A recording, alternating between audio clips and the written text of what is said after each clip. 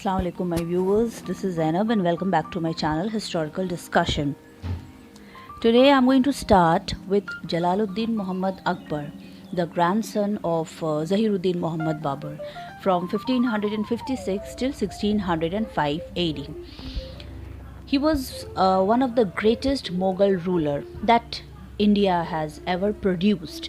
So we are going to discuss about few topics related to him. As you can see, I have jotted it down. It is in front of you all. You can take a screenshot of it.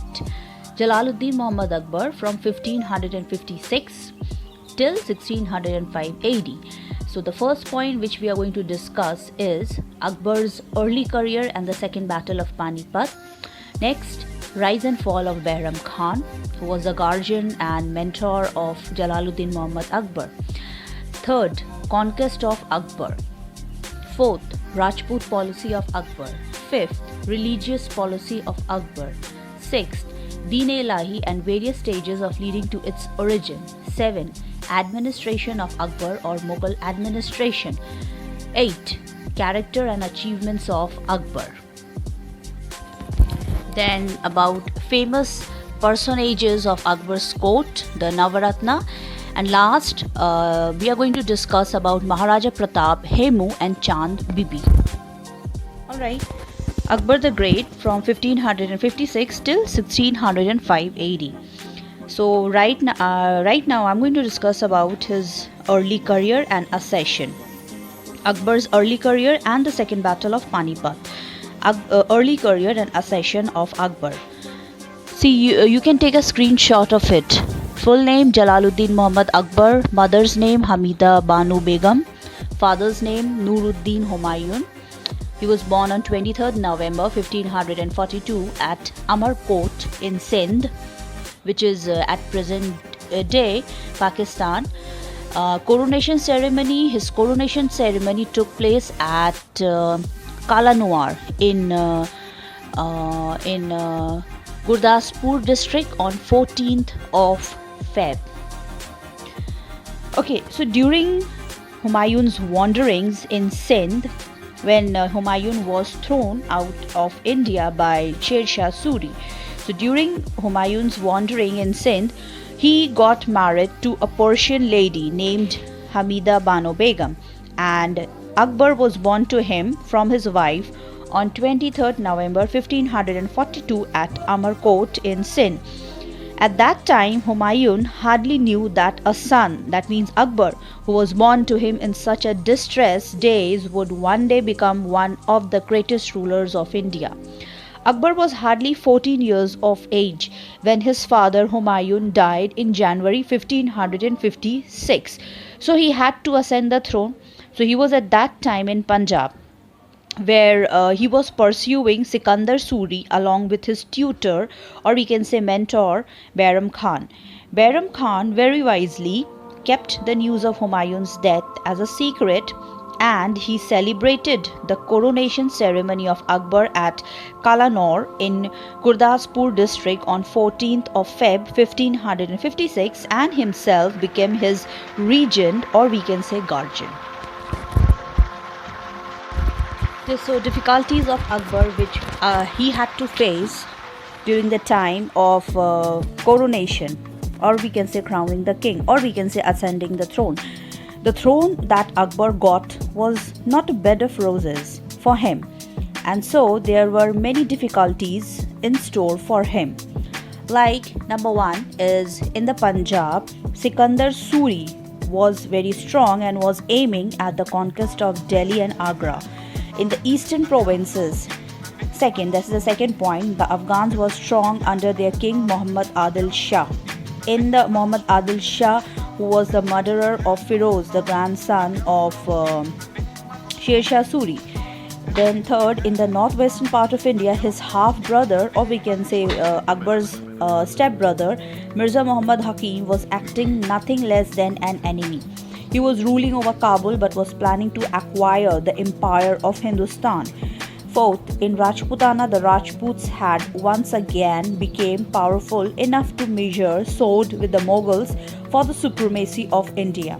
In Gujarat, the successors of in Gujarat, the successors of Bahadur Shah ruled as independent rulers, but Akbar's most formidable enemy was Hemu, who was taking the advantage of Humayun's death, and he marched on Delhi and Agra and occupied them. It has been pointed out by Dr. V.S. Smith, there was no part of India left which Akbar could rightly call as his own at the time of his accession. Such was the precarious and worst condition of Akbar that time of his nobles even advised him to retire to Kabul. But Akbar, though he was as yet a child of 14, rose equal to the occasion and resolved to stay in India and face the difficult situation with lots of courage. Our next topic is the Second Battle of Panipat, which took place between Jalaluddin Muhammad Akbar and Hemu in the year 1556 AD. Soon after Akbar's accession in 1556 AD, the most tedious problem before Akbar was to deal with the rising power of Hemu and to recover from him the lost provinces of Delhi and Agra, because Hemu took the advantage of Humayun's death and he marched on Delhi and Agra and occupied them. So the most tedious problem of Akbar was to deal with the rising, or we can say the growing power of Hemu and to recover from him the lost provinces of Delhi and Agra. Hemu was at that point of time also ready to face the Mughals and throw them out of India. So, in the month of November 1556 AD, both the armies met in the historic plain of Panipat, where about 30 years ago a decisive battle had been fought between his grandfather Babur and Ibrahim Lodi, who was the last ruler of Lodi dynasty. So, in the beginning of the second battle of Panipat, Hemu had the upper hand. And if we believe Badauni, who was a contemporary historian, he upset the whole army of Akbar at one charge. Hemu had the full confidence of winning the second battle of Panipat, but a casual arrow struck him in the eye and he lay senseless and fell on the ground. This proved a turning point in the battle.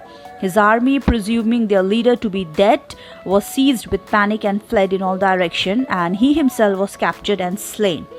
So Akbar won the second battle of Panipat, and this battle produced far-reaching effects because it gave the real independency of India to Akbar's hand. Akbar reoccupied Delhi and Agra, and thus the Mughal rule was once again established in India permanently. Sikandar Suri surrendered in 1557. Muhammad Adil Shah died the same year, that means in 1557, while Ibrahim Suri, who was the third Suri pretender, took shelter in Orissa.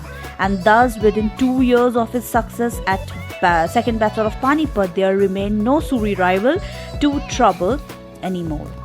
So that's all for today, my viewers. Tomorrow, I'm going to discuss about rise and fall of Bairam Khan and conquest of Akbar.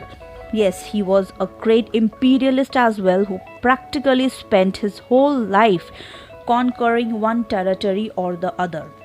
It has been pointed out by Mrs. Beveridge, Akbar was far ahead even of Lord Dalhousie in his conquest and the expansion of his empire. So my viewers, tomorrow I'm going to discuss about the rise and fall of Bairam Khan, who was a mentor and tutor of Akbar, and the conquest of Akbar. That's all for today. Thank you for watching. Please subscribe my channel, those who haven't subscribed it yet. And don't forget to press the bell icon in order to get notification about my latest videos. Allah Hafiz.